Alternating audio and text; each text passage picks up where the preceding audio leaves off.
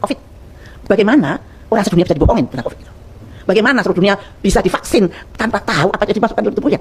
Dan sekarang penelitian-penelitian menunjukkan betapa ngerinya akibat dari booster yang mereka berikan. Baru hari Kamis kemarin, Pfizer dengan Moderna mengajukan izin pada FDA untuk membuat vaksin lagi Omicron yang ada XBB-nya, XBB apa. Artinya mereka akan membuat penyakit lagi. Nah seperti itu, kalau kita terus seperti ini, kapan kita mau selamat? Bapak-bapak, kita harus berhenti untuk bersangka baik tata cara di negara ini. Kita harus mencari jalan dengan cerdas, mencari jalan keluar dengan cerdas. Kalau menurut saya, ya harus ada revolusi konstitusi tanpa ampun. Nggak bisa lagi dengan 2022. Amandemen itu tidak bisa, kita harus kembali ke UUD 4518 Agustus. Ya itu yang harus. Kita nggak, janganlah kita nanti BPJS kita betulkan, nggak akan bisa betul. Lahirnya sudah tidak betul. Dan itu proksi. BPJS bukan untuk kesehatan rakyat, tapi untuk mengumpulkan dana dari rakyat kecil yang akhirnya dibawa oleh pemodal. Bapak-bapak kan nggak tahu kalau uang BPJS yang masuk ke bank itu di Bapak OJK. Dan setelah Bapak OJK, orang-orang tertentu pinjam, apa dikembalikan apa tidak tahu.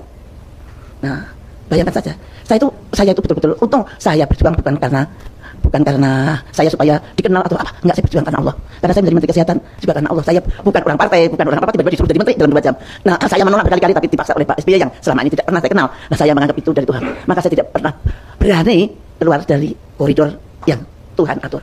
Nah, itu bayangkan saja. Saya ini melawan WHO. Saya menyetop flu burung itu yang bikin flu burung sama yang bikin COVID sama. Bahkan flu burung itu lebih ganas. Dalam 1 hari 2 hari meninggal. Dan kemudian saya tahu bahwa WHO bohong. Saya membuktikannya dengan riset sendiri.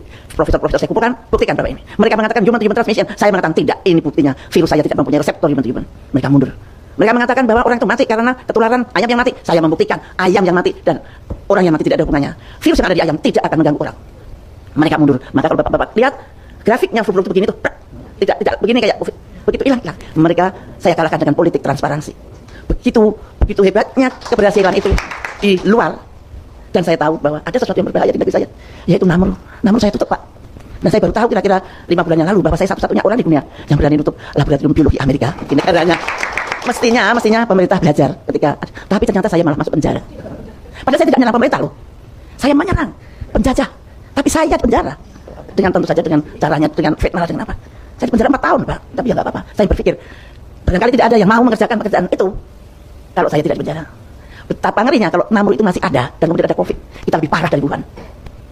Tapi rakyat nggak tahu kalau itu saya selamatkan. Saya sampai sembunyi-sembunyi, saya sampai diselamatkan oleh BIN, diberi pengawal sniper segala macam, karena waktu itu saya sangat berbahaya dan artinya saya menaruh nyawa saya untuk bangsa dan negara saya. Nah itu, tapi saya di penjara, artinya ada apa ini negara saya?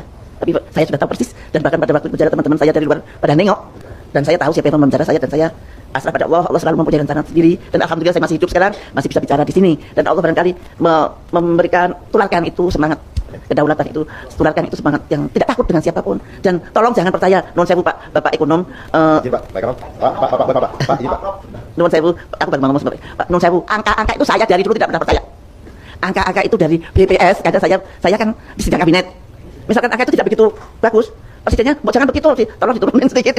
Saya selalu berantem itu. Kemudian saya karena membuat Cempesmas, saya maunya rakyat miskin semua tercover. Waktu itu yang saya cover baru 86 juta. Nah, saya dimarahin sama Menteri Keuangan. Bu Menkes itu sebenarnya lebih banyak orang miskin. Padahal itu real. Ini saya dapat catatan itu dari ibu-ibu PKK.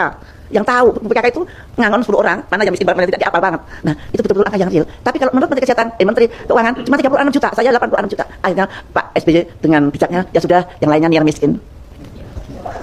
Niar pur. Nah itu jalan. Tapi saya terima kasih bahwa dia tidak, ya kita menurut Departemen Keuangan dong, enggak.